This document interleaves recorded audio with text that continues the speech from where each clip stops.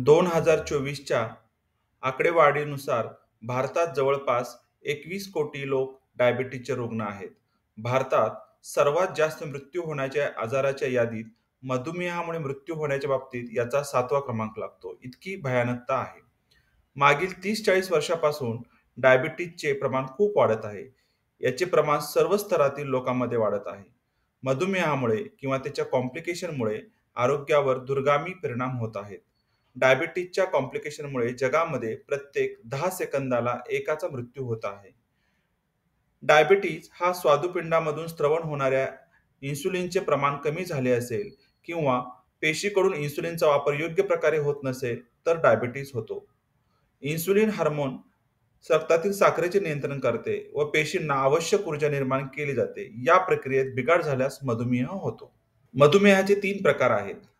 Type 1, type 2, gestational diabetes. Type 1 या प्रकारात insulin तयार होत नाही व या प्रकारामध्ये सध्या तरी प्रतिबंध करण्यासाठी असे काही नाही.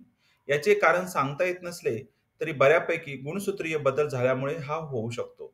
या प्रकारात इन्सुलिनच तयार होत नसल्यामुळे बाहेरून इन्सुलिन घ्यावे लागते.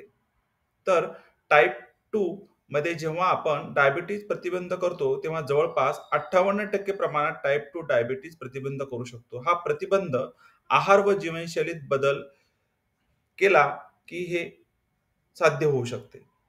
जिस्टेशनल डायबिटीजमध्ये भारतात दरवर्षी जवळपास 10 लाखाहून जास्त केसेस सापडतात. गर्भवती अवस्थेत रक्तातील साखर वाढते त्या अवस्थेला जिस्टेशनल डायबिटीज म्हणतात. ज्यांना जिस्टेशनल डायबिटीज आहे त्यांना भावी आयुष्यात मधुमेह अर्थात टाइप 2 डायबिटीज होण्याचा धोका असतो. काही व्यक्तींची रक्तातील साखर ही थोडी जरी जास्त असते पण त्याला डायबिटीज असे निदान करता येत नाही, तेव्हा त्यांना प्री डायबिटीज असे म्हटले जाते.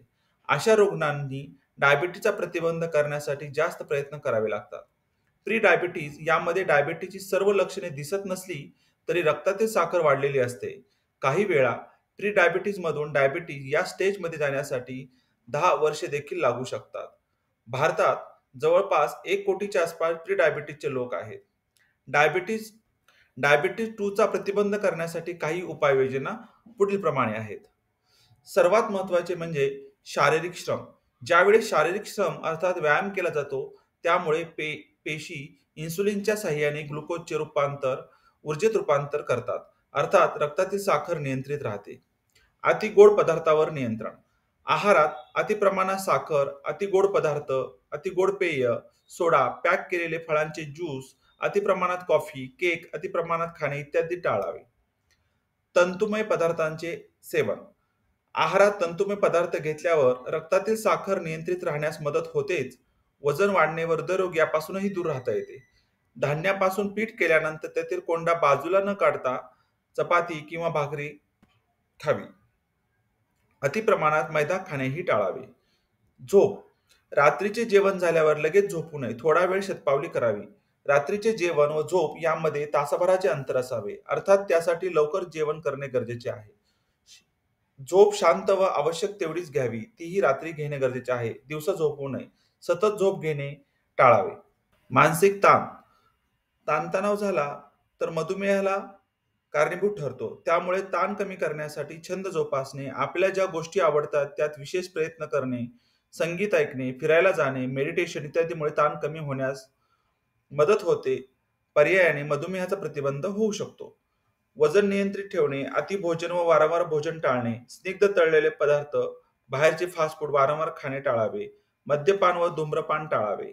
एकंदरीत काय तर शारीरिक श्रम, अतिगोड पदार्थावर नियंत्रण, तंतुमय पदार्थांचे सेवन, पुरेशी झोप, ताणतणाव कमी करणे इत्यादी गोष्टी केल्या तर मधुमेहाचा धोका कमी करता येतो.